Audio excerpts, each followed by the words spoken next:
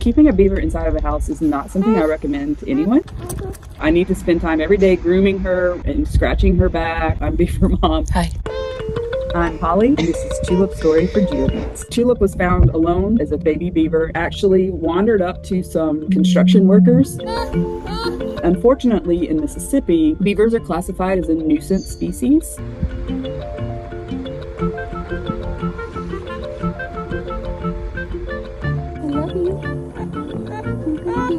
I volunteer with Woodside Wildlife Rescue. Tulip was brought into rehab. She was so sick. It was sad. I just desperately wanted to help this little creature.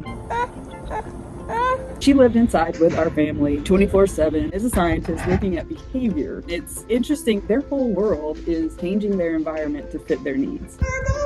And so when they're inside the house, sometimes that just means that they go around and grab whatever they can find and put it in a pile or make a dam inside the house. It also means they want to chew anything that is available to them.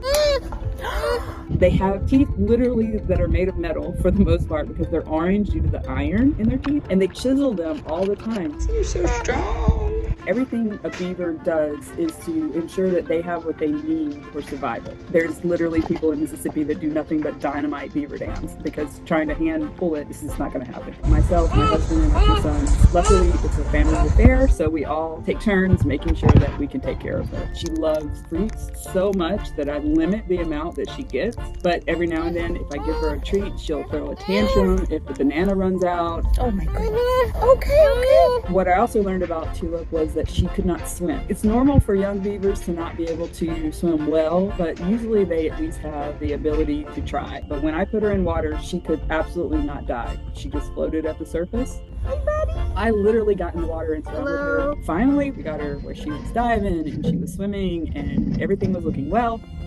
And then Tulip comes down with a horrible skin infection. I'm actually writing up a case study for a journal now because it was just one of these, I just didn't even know this type of skin infection even existed in beavers. I needed a way to protect the wound on her back. And what ended up working was a little onesie, a little infant preemie onesie. As soon as I would show it to her, she would literally climb into it because she liked it. She wore the shirts long enough until we were able to get healing and she no longer needed the topical medicine. Love you.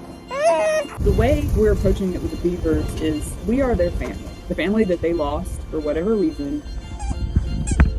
We're doing the best we can to provide that security and that safety and that reliability while also encouraging them to do natural beaver behaviors. What are you doing? We moved her into her own enclosure in the backyard. With beavers, we're very fortunate that we can still release these animals while also providing them with all that social skills. So we're very bonded, but it's not going to prevent Tulip from being released. They're not going to walk up to any human because those humans do not smell like us or sound like us. She's a year and a half. The earliest you're supposed to release a beaver is 2 years old. Beavers live 25 years, so they're slow to mature. They need time to grow up, and so we might end up with Tulip for up to 3 years.